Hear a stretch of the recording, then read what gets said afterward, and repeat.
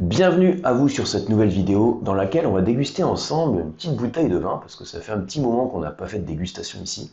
Alors, plus qu'une bouteille, on va déguster deux bouteilles de vin d'une même appellation. On va déguster deux bouteilles de l'appellation Picpoul de Pinet. Donc on est au sein du Languedoc.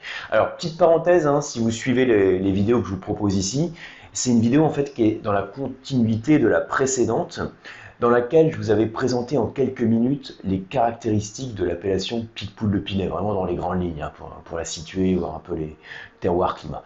Donc si vous n'avez pas vu la vidéo, vous pouvez, si vous le souhaitez, la regarder avant, parce que là on va faire que une dégustation pure. Alors, ces vins qu'on va déguster ensemble, alors quand je dis ensemble, on se comprend parce que je doute que vous ayez ces bouteilles chez vous, donc je vais les déguster tout seul et puis vous allez me regarder, c'est pas facile, mais c'est l'occasion en fait de toujours dans ces dégustations que je fais sur ces vidéos, c'est de vous le présenter de manière pédagogique. En fait, évidemment, vous n'avez pas ces bouteilles chez vous, vous dégustez pas en même temps a priori, mais ce que je vous montre, c'est aussi un peu les automatismes à avoir quand vous avez un verre de vin entre les mains. Qu'est-ce qu'on garde en priorité, sur quoi on se concentre et comment on peut comparer ici deux vins différents. Alors, pour en fait commenter la dégustation des vins, je m'appuie sur un format de fiche de dégustation qui est le format des masterclass. Donc je vous mets le lien si vous souhaitez télécharger ce type de fiches. Les fiches de masterclass, ce sont les suivantes. Donc toujours une partie œil, nez, bouche. Bon, on peut utiliser un format WSOT ou n'importe quel autre format. Le principe, c'est toujours d'avoir un peu une dégustation structurée pour passer en revue les différentes étapes de la dégustation. Donc moi, je l'utilise comme support. Je l'utilise pas non plus de manière super détaillée. Dans une petite vidéo comme ça, je vais plus passer sur les points essentiels. Alors, ce que je vous propose de faire, c'est on va prendre deux bouteilles. Donc la bouteille que je vous ai montrée dans l'autre vidéo, que je vous ai montré, vous savez, avec la bouteille Neptune, avec les vagues, le sceau du Languedoc et puis l'inscription Picpoul de Pinet. On est ici sur le château de Pinet avec la cuvée des comtesses. Je ne sais pas si vous voyez beaucoup ce qu'il y a décrit sur l'étiquette, millésime 2020. Et puis sur le même domaine, un château de Pinet Gaujal de Saint-Bon. On a un autre vin, donc un autre Picpoul de Pinet, millésime 2019, sur la cuvée impériale. Et en fait, on a deux vins qui sont travaillés de manière un peu différente. Ça reste 100% cépage Picpoul. Donc souvenez-vous, qu'est-ce qu'on attend d'un cépage Picpoul? C'est la vivacité, c'est la nervosité. C'est, si je prends la fiche de dégustation, c'est, alors, je vais essayer de vous montrer bien quand même, ici, voilà, je suis sur la ligne acidité, on tape sur le nerveux. En format WSOT, on dirait acidité élevée. Voilà ce qu'on attend. Mais comme toujours, il y a une photo qu'on peut faire d'un cépage, des caractéristiques gustatives, aromatiques qu'on peut attendre. Et ensuite, en fonction des influences climatiques, du terroir, des choix du vigneron, en termes de viticulture, de vinif, d'élevage, tout ça, ça change. Le vin est complexe, et puis vous avez tout ça qui construit sa personnalité, tout ça qui construit son identité. Alors, je vais servir dans le verre de gauche le château de Pinet, donc la cuvée des comtesses. Donc c'est la cuvée plus basique, on va dire, du domaine. Et puis là, on est sur une cuvée qui est nettement plus prestige. Et on va comparer ces deux vins, comme ça ensemble, avec la fiche de dégustation, et voir à chaque étape quels sont les points communs et les différences. Alors, je me suis servi les deux verres qui sont ici, je vous les montre. Alors, je ne sais pas si vous voyez quelque chose à la caméra. Je ne sais pas si vous pourriez me dire quelle différence vous voyez. Vous pouvez me le dire, je ne vais pas vous entendre, on est sur une vidéo, mais ici, alors je vais vous montrer un peu les différences que moi je vois, qui sont nettement plus visibles quand on regarde comme ça que quand vous regardez à la caméra. Le réflexe qu'il faut avoir, c'est de prendre les verres de vin et les pencher comme ça sur une surface blanche et on le regarde du dessus. Alors, je les penche comme ça et je regarde du dessus. Je constate que dans les deux cas, bon, j'ai une robe qui est limpide, mais je vais avoir une robe qui est jaune citron plutôt pâle pour ma cuvée des comtesses. Et pour ma cuvée plus prestige, la cuvée impériale, j'ai une robe qui est un petit peu plus soutenue. Alors je vais partir sur le citron clair à moyen. Clair à moyen, c'est, vous voyez, en fait, on augmente en termes d'intensité colorante. Je suis pâle et je pars sur clair à moyen. Donc un peu plus soutenu. Qu'est-ce que ça veut dire en dégustation quand on compare comme ça, même cépage, qu'on a une robe qui est un peu plus soutenue sur un vin blanc? Alors ça peut vouloir dire plusieurs choses. Je vais insister ici, hein, dans le cadre de cette petite vidéo, sur enfin, le surplus de maturité, de concentration qu'on a dans la baie de raisin. C'est vrai que si je compare deux vins blancs qui sont complètement différents en style, j'en ai un très clair et un très foncé, ça peut être lié à plein de choses sur les vins blancs. Ça peut être lié à la sucrosité. Vous savez, quand j'ai un vin avec du sucre résiduel, comme un sauterne, j'attends une intensité colorante qui est plus foncée, quoi, hein, plus soutenue. Quand j'ai un vin qui est plus vieux aussi, hein, qui a un élevage oxydatif ou qui a fait 15 ans de cave, il va avoir une robe qui va tirer un peu plus vers la droite. Enfin, la droite dans votre sens, hein, voilà. Vers la droite, donc un peu plus soutenu. Ici, on est sur des vins de millésime proches, sur le même cépage, des terroirs qui sont proches, hein, des terroirs argilo-calcaires sur différentes parcelles, hein, autour de Pinay, Pomerol. Je vais vous montrer la carte. Voilà. Donc Pinay, on se trouve ici. Pomerol, Florensac, on est vraiment sur ces zones, hein, qui sont un peu sur la partie sud, on va dire, de l'appellation. Donc, si on a une différence d'intensité, on attend un raisin avec un peu plus de concentration, qu'on va peut-être retrouver d'ailleurs au niveau gustatif.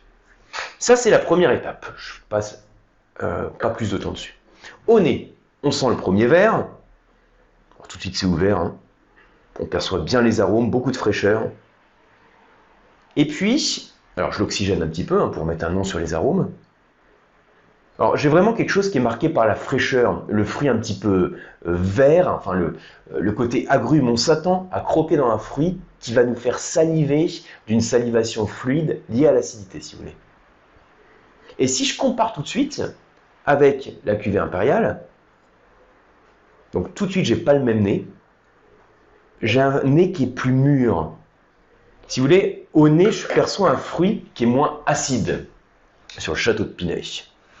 Gojal de Saint-Bon, je vous remonte l'étiquette. Hein. Voilà. Donc je perçois un fruit qui est moins acide et quelques notes de fruits à noyau. J'avais tout à l'heure à l'ouverture quelques notes de fruits de la passion, de mangue, qui sont moins marquées là à l'aération. Je vous les cite parce que je les avais tout de suite, enfin tout à l'heure, hein, quand j'ai débouché la bouteille avant de vous faire la vidéo. Je vérifie quand même qu'il n'y ait pas de défaut, hein, ça serait dommage en cours de dégustation, en cours de vidéo en tout cas. Donc voilà, des fruits plus mûrs. Je retrouve ce côté pamplemousse citron, hein, que j'ai dans la cuvée des Comtesses. Pamplemousse, citron, citron vert, pomme verte, hein, ce côté un peu minéral aussi. Et là, je retrouve du pamplemousse, mais qui est plus confit. C'est l'écorce d'orange plutôt, hein, plus que le pamplemousse plein de fraîcheur. Il y a plus de maturité, ce côté un peu écorce d'orange. Et voilà, fruit avec plus de maturité. Alors, j'ai quelques notes aussi qui vont m'évoquer l'abricot. Alors, on n'est pas non plus sur l'abricot du vionnier, hein, mais cette fraîcheur l'abricot de pêche. C'est-à-dire que rien qu'au niveau olfactif, alors déjà au niveau visuel ça change un peu, mais au niveau olfactif, on n'a pas la même sensation. Là, on a plus une sensation de fraîcheur, de vivacité, et là, une sensation de concentration, de maturité. On va continuer donc la dégustation avec le format des fiches pour voir s'il y a des différences là aussi en termes de profil gustatif. Alors, on va goûter d'abord à la cuvée des Comtesses.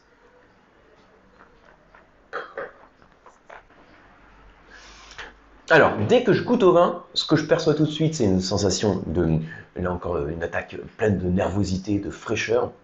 Et d'ailleurs, en bouche, je perçois un petit peu de CO2 résiduel. Alors, c'est pas du tout perlant, hein. CO2, c'est-à-dire c'est un peu de dioxyde de carbone issu de la fermentation alcoolique. Alors, c'est pas du tout marqué, hein, je perçois pas de bulle du tout. Hein. Simplement, j'ai un très léger picotement qui est apporté par ce CO2. Alors, c'est une bonne chose sur ce type de vin parce que le CO2 renforce aussi la sensation de fraîcheur, d'acidité. Et puis, j'ai quand même un bel équilibre, hein. J'insiste sur le côté acide, la nervosité, l'attaque pleine de fraîcheur, mais voilà, j'ai aussi un équilibre avec le gras du vin. Et en arôme de bouche, je retrouve le côté un peu pomme verte citronnée qui persiste 7-8 secondes comme ça en bouche. Hein, c'est ce qu'on appelle la longueur en bouche, cette perception des arômes. Alors, je vais comparer tout de suite avec la cuvée impériale.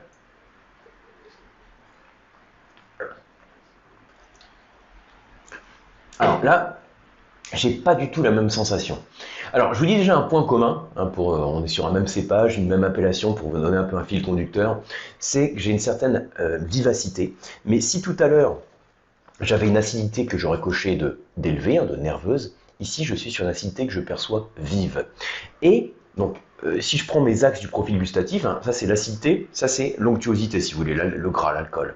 Tout à l'heure, j'étais ici, sur la cuvée des comtesses, et là, je perçois moins d'acidité et un surplus de gras, d'onctuosité, ce côté qui vient envelopper la bouche et qui renforce aussi le corps perçu. Tout à l'heure, si j'avais un corps léger, là j'ai un corps qui est moyen. Parce que j'ai non seulement moins d'acidité, et aussi plus de gras perçu. Et ces deux facteurs, moins d'acidité, plus de gras, quand on descend comme ça, fait qu'on perçoit plus de corps, plus de volume en bouche, plus de concentration. Alors, on a des vins qui sont préparés, qui sont élaborés de manière différente. Sur la cuvée impériale, vous avez une sélection parcellaire sur les zones les plus concentrées, sur les baies les plus concentrées. Et puis, au niveau de la vinification, on a un élevage sur lit qui va être prolongé pendant plusieurs mois pour la cuvée impériale. Et vous savez, le fait de prolonger l'élevage sur lit, donc les LIES, donc les résidus de levure morte issus de la fermentation, quand on les laisse en contact avec le vin, ils sont en quelque sorte digérés par le vin, c'est ce qu'on appelle l'autolyse. J'avais fait une vidéo complète là-dessus sur la chaîne WSOT et sur cette chaîne. Et ça contribue aussi à apporter de la complexité et ça renforce la sensation de gras perçu. Et c'est exactement ça qu'on a comme sensation sur les vins. Et je dirais en fait, quand on déguste ces deux Picpoul de Pinet, sur la cuvée des comtesses, on est plus sur un Picpoul classique, ce qu'on s'attend à déguster en fait, sur le Picpoul vif, frais. Voilà, vif, frais, qui fait un bel accord avec les fruits de mer, par exemple, ou bien sur des fromages aussi, ou bien en apéritif.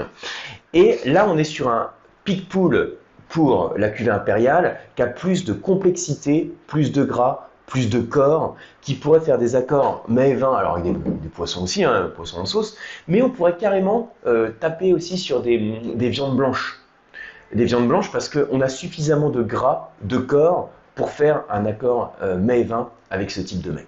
Donc voilà pour ces quelques repères sur l'appellation Picpoul de Pinet et sur une dégustation comparative, pour vous montrer aussi que parfois on attache quelques mots-clés à une appellation, un vif et frais, et on se rend compte en pratique que, évidemment, que ça va plus loin en termes de concentration et de complexité. J'espère que ça vous a donné envie de déguster des vins de Picpoul de Pinet si ce n'était pas encore fait. Et puis j'espère en tout cas que vous avez apprécié cette dégustation et que ça vous a permis de voir ou revoir quelques réflexes à avoir en tête quand on ouvre une belle quille de vin. En attendant, si ce n'est pas encore fait, eh bien abonnez-vous à la chaîne. Abonnez-vous également à ma newsletter, c'est le premier lien qui est dans le descriptif en fait de la vidéo. À ma newsletter, je vous envoie presque tous les jours des ressources pédagogiques sur le vin. Donc ça peut être des infographies, ça peut être des petits topos un peu sur des appellations, sur des cépages, aussi bien donc dans une optique d'apprentissage générique, on va dire, ou dans une optique WSOT. Merci beaucoup à vous et à très bientôt.